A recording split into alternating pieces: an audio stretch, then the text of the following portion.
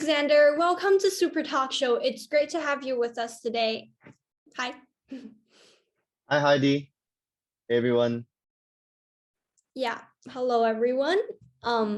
Alexander, do you want to start with a short introduction about yourself? Yeah, so hey guys, thanks Heidi for having me on the show. I've been looking at like the incredible roster of guests that you have here, and it's really an honor being here. But a little bit about me. So I'm from Hong Kong. I'm a rising senior, so year 13. And then I'm really interested in physics, in mathematics, and in philosophy as well. And so yeah, like I think some of the things that I'm really interested about is also trying to utilize my passions to change the world, to try to do something good. And then something that I've been working on in the past few years is a project called Students for Science. It's essentially getting people who are passionate about science, who are passionate about STEM, and then trying to get them to channel their passions towards those who have less access to science. In Hong Kong, we have a really like diverse community.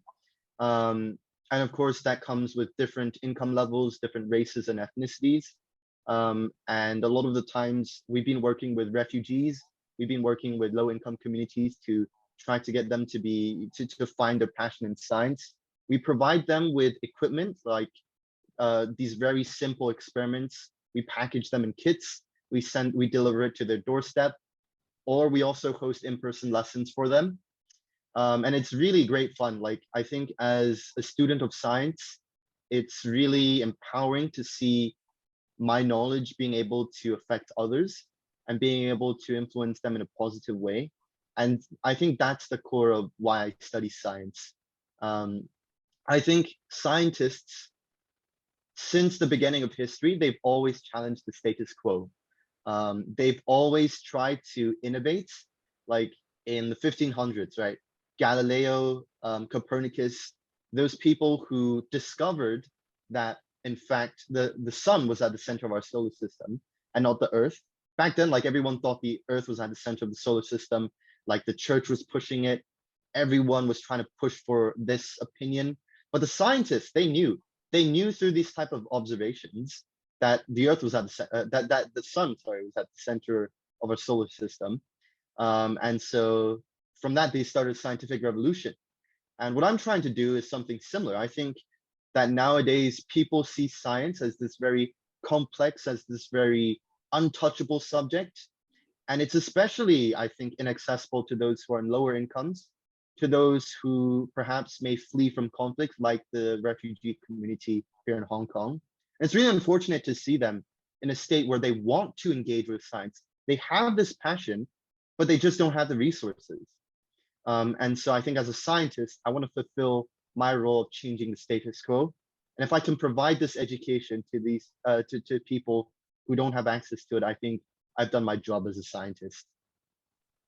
Wow, that's a great introduction. I felt like at one point I went back, that was just, a flashback of my individual and society class, but that's okay. So I have a few questions. First, like as a scientist, I'm sure like so many super audience, some that I know as like friends, must be really interested in this interview, like because you're here, a STEM person. And I want to ask, like, you're a scientist really invested towards giving back to the community, the scientific community, even those who, don't have the resources to access what we take as granted on a daily basis. So how do you oh my gosh, I'm sorry. How did you start that process of giving back? Because, we might have other scientists really interested in doing this, but yeah, what was your inspiration behind starting this project as a whole? So it's nothing, I think it's not some big revelation or some big moment. It was actually quite straightforward. So it was towards the end of the school year. I was rolling into summer. And then before that, our school had this very cool thing called Project Week. And it was called HKEP, was like experiencing Hong Kong. And so we basically had a refugee speaker who came to our school, who told us about the issues that the refugee community was facing. Not Mhm. only were they facing issues in terms of education, the fact that a lot of refugees here, they're unable to access education. There's a huge waiting list, and oftentimes families have to wait years on years just to have their child go to a local school. And also they face a lot of legal action as well in terms of their identity, who they are, what types of help they can get, what types of aid they can get from the government. Um, and I just thought that there's so much that they're facing. What can I do to help them, right? And then I think, of course, I'm not that well versed in law. I'm not that well versed in the humanities. And so I just thought, well, if I can make their day better, if I can make them smile through science, if I can make them have something to do, even if they're on the long wait list, if they can experience the joy of science and then try to dig more themselves or through the resources that I can provide, then I think that I've made my impact on the community. Then I think that I've changed the status quo in some way or another by changing the perceptions of refugees in Hong Kong, of what their rights are, of what they can do, and also their abilities and how they're perceived in society. I mean, I think that science is one of the best ways, or STEM education is one of the best ways that we can uplift people from poverty, from a state of, I think, being unable to access a lot of things. Because a lot of, I think, just thinking about the jobs, right? Just thinking about the future opportunities. People who are more literate in mathematics, in computer science, in physics, biology, chemistry, a lot of them are able to then make an impact on their own communities. And I think this will start a new revolution, a new scientific revolution, a revolution that's more equal, a revolution that's more accessible. And hopefully through this, I think we can gradually accept refugees in our community, accept the lower income individuals in our society as people who are able to, who I think are able to break a lot of the stigmas that we place upon them. And I think science, of course, is one of the best ways to do that because it's quantitative. There aren't that many barriers to entry if we don't see them as, I think, barriers to entry. If we provide them, then it's very easy to get into, and it's great fun for, I think, people of all ages. Wow, that was like a whole speech. I think I just got my trailer for this YouTube video there. Right. I'm just wondering, what are like some of the stats of, refugees helped? Like how big of a scale is it right now? And where do you want to go in the future? Like, not where do you want to go, but like, what's your next step? That's a better way to word it. Yeah, so that's a really good question. I think since I've started, we've actually gone through quite a few phases of teaching and of innovation. So at the start, we held a summer camp for refugee kids, and we partnered up with a few local like a few local refugee NGOs. That summer camp had over around 70 participants.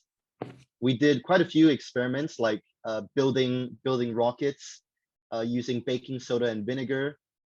We built something called oobleck, which is like a non-Newtonian liquid. It's something that, like, when you, for example, when you press really hard on it, it acts like a solid. But then when you apply less pressure to it, it acts like a liquid. It's quite weird.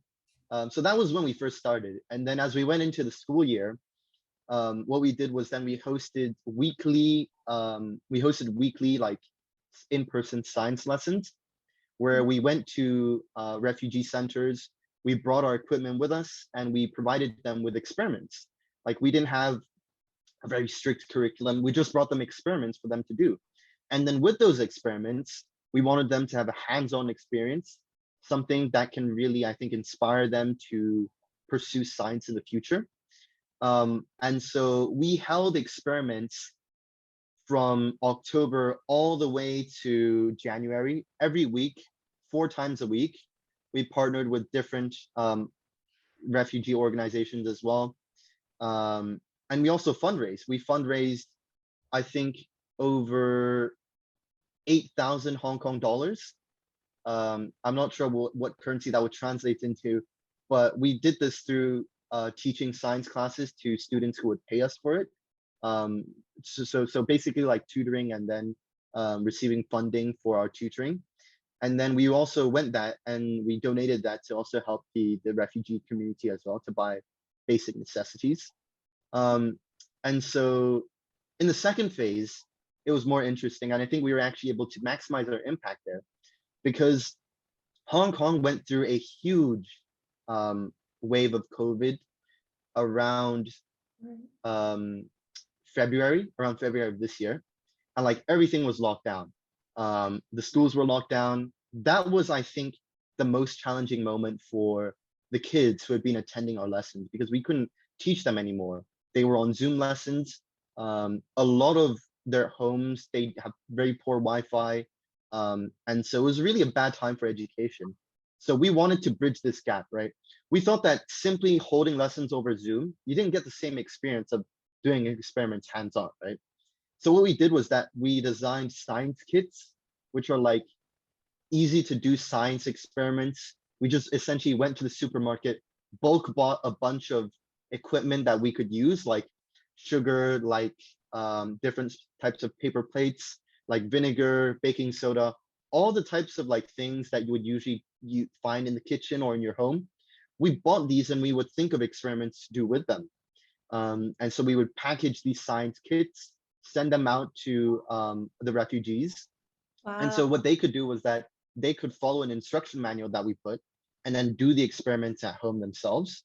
And so we were still able to maintain this scientific, I think, exploration using experiments, even when everything was locked down, even when our schools, when their schools, and when the centers were locked down, we were still able to deliver them to their homes.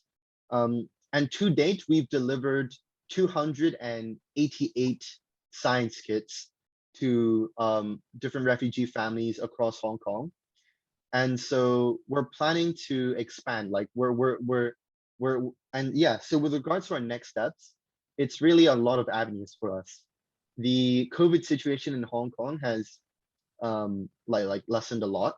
So we can go out and we can do in-person lessons again. But I think there's something special about the science kits, is that not only can we deliver them to Hong Kong, but we can also go international with them. Like we can even look at perhaps the Bay Area in Hong Kong, other neighboring provinces that we can help out. I think these are all things that we're currently considering. And also starting up our virtual platform of science education, of providing videos to also help kids understand science. So really, I think our impact in Hong Kong has been phenomenal. And we have a huge team of student volunteers who are supporting us. And I'm really grateful for that. But I think we could be doing more. And in terms of our expansion, I think we can be looking at the international community now. And I think the way to do that is through virtual outreach, is through perhaps also making our science kits more accessible to international partners. But of course, that's still in the works. We're still adjusting to the transition back into in-person teaching. And so we're still sort of figuring that out as we go along. Wow. That's a long answer to that question and brought many different new questions for me. One is like, okay, you talked briefly a little bit about fundraising. So are the efforts, purchasing the money that you need to use to purchase all the equipment for delivery, does that come from like solely fundraising? And what kind of fundraising do you guys do? Is it more like bake sale or, community events, just ways for super audience to get started, to be on their toes for similar initiatives in their local communities? Yeah, so that's a really good question. There are a few ways in which we fundraised. Okay, so first, addressing how we paid for our equipment, right? Right. We had a lot of expenses through our entire operations. Like every week, we would have to buy a ton of things just from the supermarket. We wanted to keep our experiments simple. And so they weren't too expensive, but by the frequency at which we were teaching, 4 times a week, we had to buy a lot of stuff. But how we did this was that our school has a special program called the Student Dream Fund, and we can apply for essentially a fund. The process was that we had to explain what we were going to use it for, and we had to keep all our receipts, then we could be reimbursed. And so with regards to all of our equipment, we got that from our Student Dream Fund. We were allocated $22,000, 22,000 Hong Kong dollars from our school to fund all our operations. And I'm really grateful for that as well, because without that sum of money, we wouldn't be here, right, where we are today. And so regarding our other fundraising methods for the refugee community, we sort of had a combination. So the most direct way in which we did it was that we held a extracurricular activity within our school, and we charged a fee essentially for people for our primary kids to come and also experience our science classes. We essentially just held it in our school science lab. We taught them every week, and we went them through the same process as we do with the refugee kids. I think science, the beauty of it is that it's universal. Regardless of who you are, you can enjoy it. And so we also led them through the same experiments. They had a lot of fun, and their parents were very willing to also support our initiative after seeing the fun that their kids had. I'm also really grateful for them as well, because we built a lot of support within the parents for what we were doing and for the fun that we were bringing to their kids.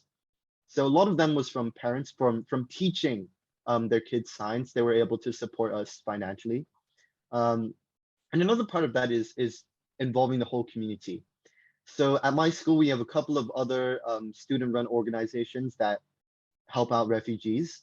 And so we essentially banded together to create a community event, a refugee showcase of arts and sciences. And so we essentially, with my team, we came up with a 10-minute segment of straight up just science demonstrations. We looked at changing the color of fire through burning elements. We looked at different medical advancements, like how a centrifuge could separate blood and its other components. We looked at a lot of physics experiments. There's a whole link to that on YouTube, which I have to dig up again.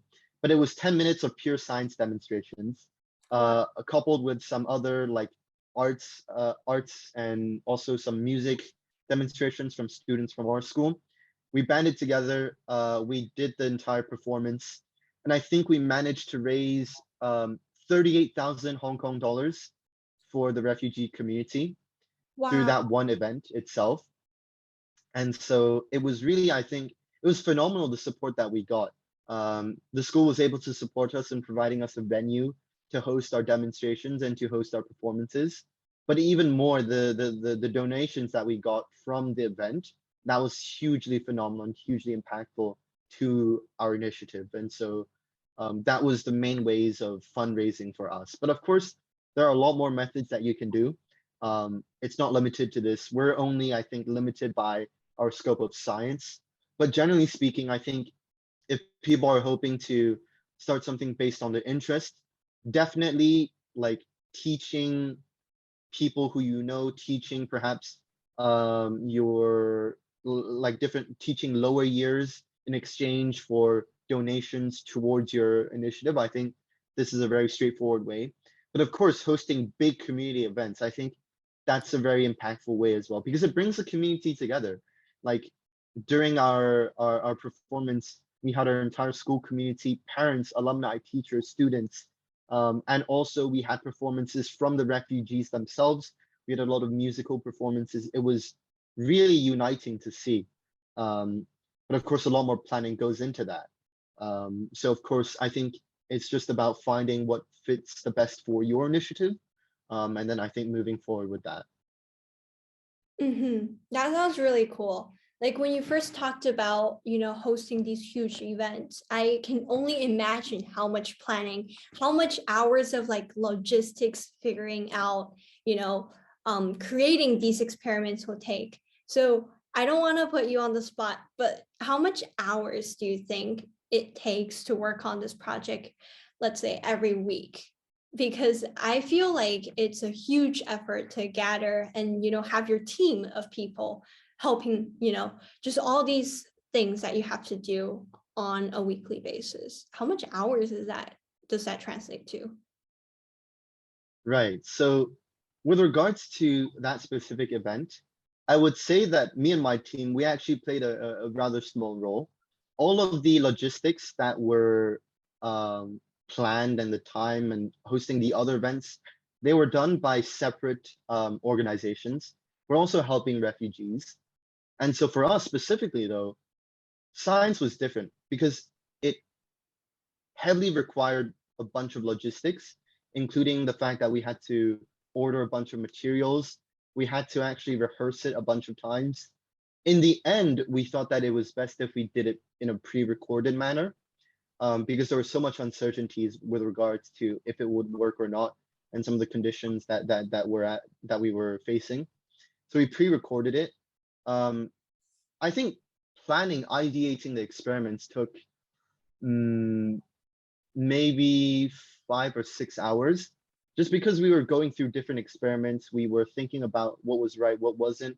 We wanted to essentially tell a story. We wanted to tell people that science is beautiful, science is colorful, it's very out there, but at the same time, it can help society a lot in a very efficient manner. So we put together this string of experiments that we felt would best reflect it. And then we went to our school, we asked for a lot of the equipment that would be needed. We needed like Bunsen burners, minerals, we needed a lot of specific physics related equipment. So that took a couple of time, that took some time to assemble as well. And then finally with the run throughs, we had like, I think we shot the entire thing for like, we had 3 days of shooting. Every day after school, we would go and Wow. then try to run through it. Um, Mhm. it was a bit hard because we had to operate the experiment while talking to the camera, and so we took like 3 days to shoot everything. And then after that, it was just a few more, I think, 1 or 2 hours of editing, of putting it together, making it smooth. And then I think that was it. Like it's better when you're working with a big team where everyone's specifically focused on something, but that way you can delegate the work equally, and so you don't put too much stress on yourself. And I think that that's really how we got by. We partnered up with a lot of different other student-run refugee initiatives and refugee NGOs themselves. And from that, we were able to very efficiently, I think, distribute the work. Mhm. Yeah, that's a good really answer. That's a really good answer to that question. And now I want to kind of move on from, although like your community service, all these initiatives are really amazing. I want to talk about like you as a scientist yourself. You talked about your interest in physics in particular. What what do you aspire to become as a scientist, or a scientist specifically, with physics? Because I heard you're taking a course with Cornell during the summer this year about space explorations. So do you want to talk a little bit about that? Yeah, so to be honest, I'm not sure where I'm heading as well. Um, I'm Cool. really, I think, following my interests, and I think my interests evolve over time. At the start, like I think 2 or 3, yeah, so 2 or 3 years ago, I was actually very interested in biology instead. I was Mm. really interested in evolutionary biology because of the fact that it could trace to, I think, the origins of life, how life from one single organism was able to branch out to all these different types of organisms that we see today. That was something that fascinated me from a very young age. And so I studied a lot of biology. But then 2 years ago, I had a very like interesting experience. It again, I think it was a very simple one as well. We were in chemistry class and then we were watching a video. It was a video on the double slit experiment. Essentially, it was able to show, so it's when you shoot an electron at two slits. And so we assume an electron to be a particle. That's why we thought that the electron would either go through one slit or the other slit. But what scientists found was that when they shot the electron through the two slits, it exhibited behavior that looked like a wave. And so it's kind of weird to visualize, but that electrons, they could act as both particles, as both solid particles, like this pencil, or as a wave, like a sound wave. It doesn't have a defined space that it needed to be in. And so from there, it was really a rabbit hole. I think our chemistry teacher then talked about how the fact that whenever we looked at an electron, whenever we were able to make an observation or take a measurement, the electron would somehow turn back into a particle. Like, it existed as a wave, but when we observed it, it would act as if it was a particle. Um, that just really threw me off, because I thought that there were so many questions immediately, like, how does an electron know when it's being observed? What does it mean to Ooh, observe something? Um, yeah. why is an electron like this? Why aren't we like this? And I thought that at that point, biology couldn't offer me all of the answers. And so I turned to physics. I think that both biology and chemistry have their merits in describing a lot of the systems that we see today. But physics, in my opinion, that is the most fundamental science, because it covers things from the very atomic level to the astronomical level, to planets and stars and black holes, and all of it can be connected through physics. And I just thought that just learning more physics, that could answer a lot of the questions that I was having. Um, and so I started to look more into it. I started to um, learn about special relativity, which is like a really weird thing that Einstein was talking about, which is basically saying, to put it in a nutshell, the faster you move through space, the slower you experience time. And again, I thought that this was very, very weird. Like, it it again, I think, showed me how much I was missing out on. And then I was able to then I basically Googled a lot about this. I looked up a mathematical derivation of how he came to visualize special relativity. And then I followed it myself. All that I needed was simple trigonometry. And then I was able to show, That. Like, even I know how to do that. yeah, all you needed was trigonometry. And then, like, sine, cosine, tan. That's all you needed. And then you could show that as you move through space, the faster you move through space, the slower you experience time. And I just thought, if this, if sine, cosine, tan could tell me this much about the universe, what else out there? What else is out there? Like, more complicated math, like calculus and all that. What else is it hiding? What else could it describe? And at that point, I was just incredibly, I think, amazed at the power of physics and the power of mathematics and what it could describe. Um, and from then on, I like heavily focused on physics. Like, I still really enjoy biology. I still really enjoy talking about it, and occasionally reading about it. But I think that from that moment on, I really wanted to dedicate myself to physics and math. And I didn't know it back then, but I was reaching at something deeply philosophical. I was thinking and asking questions that were very, I think, philosophical in nature. Like, what does it mean to observe? Like, what does it mean for time to slow down? Does that mean that we're experiencing different realities, or that we're experiencing different types of, like, it's just, it's Well, a never ending, it's a never ending rabbit hole. And so at the start, I was just really interested in astrophysics, in special relativity. I wanted to learn more about that.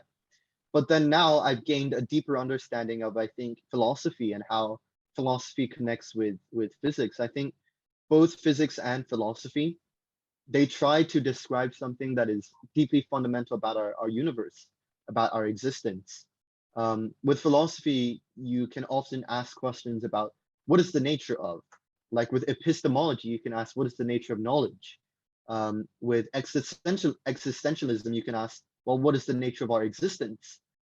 With things like aesthetics, you can ask, what is the nature of beauty, of art? With ethics, what is the nature of like ethics, of morality?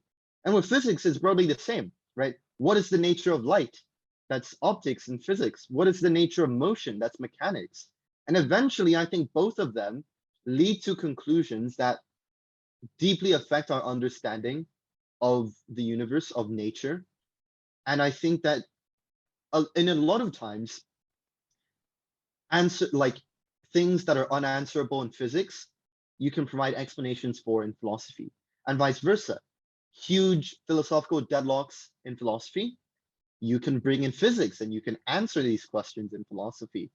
I think it's just so fascinating how these two are able to interact, how these two are the same yet different. And so that's, I think, what I want to study. That's what I'm currently interested in. But who knows what I'll be interested in the future, right? Like, it's really hard to say. Um, I know someone who was originally interested in theoretical physics, and then he went on to study biochemistry, and finally he got a PhD in bioengineering. It's really, I think, with science, it's so exciting and unknown. That's the fun bit of it. And so I really don't know where else I'll go, but right now this is what I'm interested in. That's so cool. I feel like this is the most inspiring super talk show interview I did. I feel like if I just asked you questions, you can go on forever, like asking philosophical questions for yourself. But when you were talking, I did see there's like a trophy behind you. Can you tell us what that is from? Okay, so that was from that was from I think a couple of years ago where I did a boxing competition. So Boxing yeah, I do. like Yeah. So I do like, yeah. I don't do that much sports, but the few that I do, like, I quite enjoy boxing. I also do a bit of basketball and a bit like, I want to get back to rowing because I used to do rowing, but I haven't been able to make the time. But I want to do that someday again. But yeah, that was from a boxing tournament. I feel like you're multi-talented. Wow. Okay, that's so cool. But yeah. No, I think I to be honest, I haven't done boxing in a while as well. Like, I haven't been seriously exercising or committing to any sport for a while now. Um, I don't know. Like, I sometimes I pick up stuff. I do it intensely for a few months, and then I just don't feel like it anymore. Or I come back to it sometime and I just do it in a less intense manner. So it's really like, I don't know. I've never stuck with a really like solid sport. It's always been trying out different things and then seeing what works, what doesn't. So yeah, like it's yeah. I wouldn't say I'm multi-talented in that. I just try different things. Yeah, I feel like that also correlates with your experience in science. You know, you try biology first, and then you jump to like electrons and chemistry, and then you just jump to physics and everything that you're doing right now. So, just to end the interview, is there like right now? I'm sure so many people are interested in STEM because it's really popular course in both high school and university. So for mainly super audience or like high school students, that's more targeted towards that part of the demographic. So what would be like one advice you would give to the audience if they're interested in STEM and really wants to pursue it in the future? Okay. Um, I think it would be that as a science student or a STEM student, as an aspiring scientist, you have, I think, a responsibility to try to change the world.